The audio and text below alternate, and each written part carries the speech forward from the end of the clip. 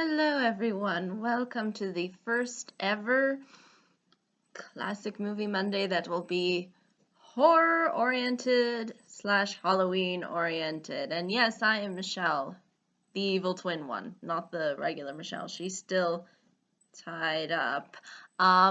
So without further ado, let me be the first to bring you the first video that we will be discussing that revolves around this Halloween-oriented content month, and that is The Exorcist. Now, the interesting thing about The Exorcist is this is not like other traditional Halloween-oriented content that has been produced over the years. Instead of focusing on a horror creature like Dracula or Frankenstein or the werewolf, for that matter, instead, The Exorcist chooses to primarily focus on the idea of exorcism. Now, the idea of exorcism actually wasn't really thought up of really in the Hollywood community until this film came out, and hence we see a bunch of horrible remakes that try to rip this thing off to shreds and do a pretty horrible job of doing so. But what makes The Exorcist stand out in particular as not only a horror film, but as a film in general, is the fact that it maintains a sense of originality. We have characters that we sympathize with and that we intentionally root for, even though they are undergoing very evil circumstances.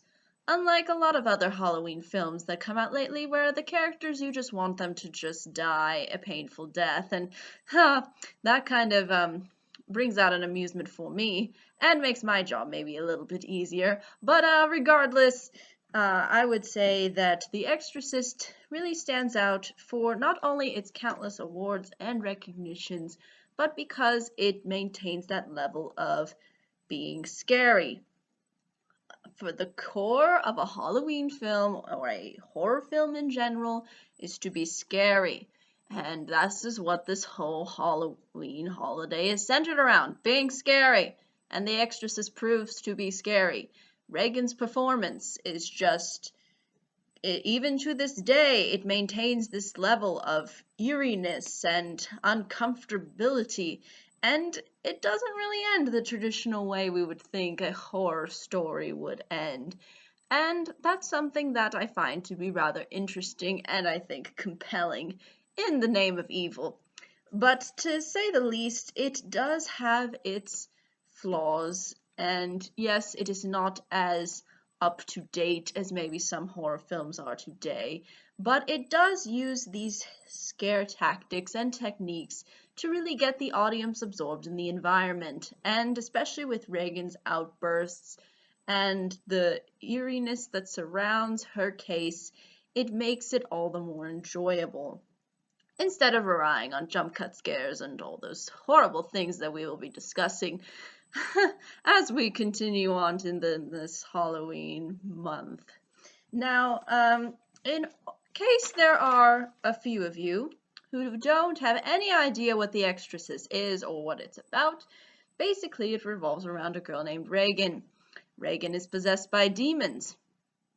In particular, the film doesn't really express ultimately whether it is a demon or demons, because it's fairly open to interpretation, considering the fact that a lot of the times when Regan is talking, it's rather back and forth between also with similar voices, but still in a way that could reflect possibly more than one demon being inside of her. But they do focus in the beginning on establishing one demon in the beginning of the film who's sort of come to rise and take power among puny little humans. And then this is what ends up resulting in Father Lancaster Marin, as well as Father Damien Karras, to come and basically exorcise her, or perform an exorcism.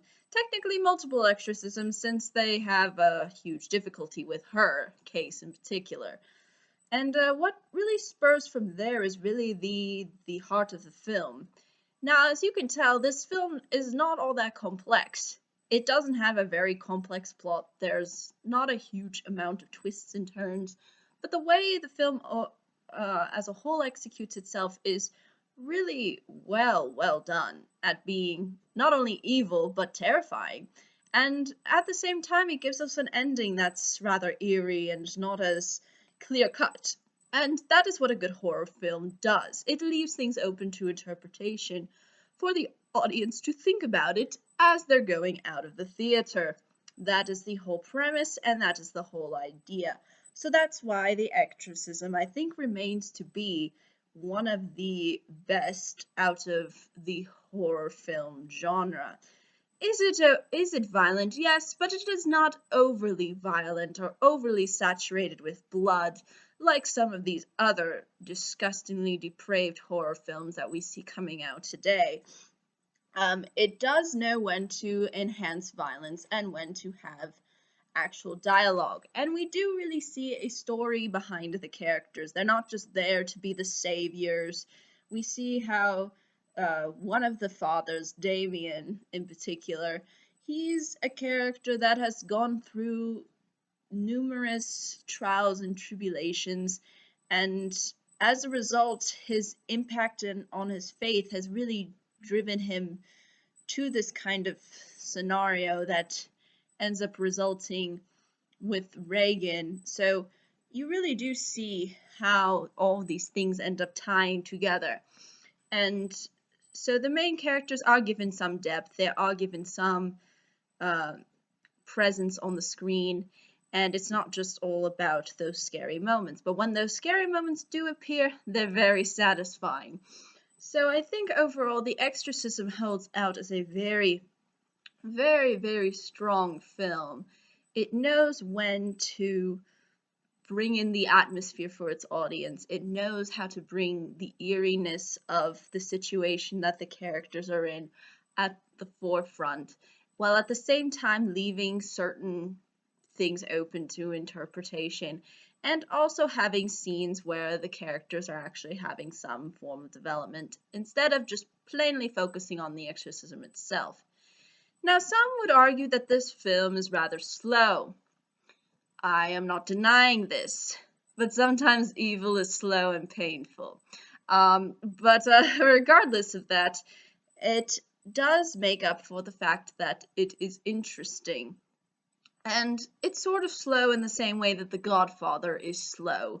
There's a lot of different things going on. There's a lot of um, different aspects that the film tries to throw at you, and that's the way it sort of entertains its audience. But I can understand why people would not particularly associate with this film in particular, due to the fact that it is a little bit slower than a traditional horror film, or horror films that we've seen that have come out recently, which like to jump cut like crazy. Um, so again, it is a little bit slower. It's a slower paced film, but I think it's supposed to intentionally be that way because this is a kind of a story that focuses on slow build up to the ultimate climax that you will see in the film. So it is definitely worth a watch or two if you enjoy these kinds of films, if you enjoy horror films. And yes, there is violence, there is even cussing at some point with Reagan's character. There's a lot of naughtiness within this film, and if you enjoy naughtiness, then you will enjoy this film. But there are a lot of eerie things that happen, and as a result, the audience is left satisfied because it is scary. Unlike a lot of other horror films that have come out that are not as scary, this one I think still remains scary. It still manages to capture its audience, and it transports them into an atmosphere of uncertainty and of horror. And that's what this film was trying to do. So if you enjoy that kind of element within horror films, the eeriness, the build up, the intensity, then you will enjoy The Exorcist. However, if you don't like those kinds of films, this probably won't appeal to you. But I believe, though, that's really all I can say about The Exorcist.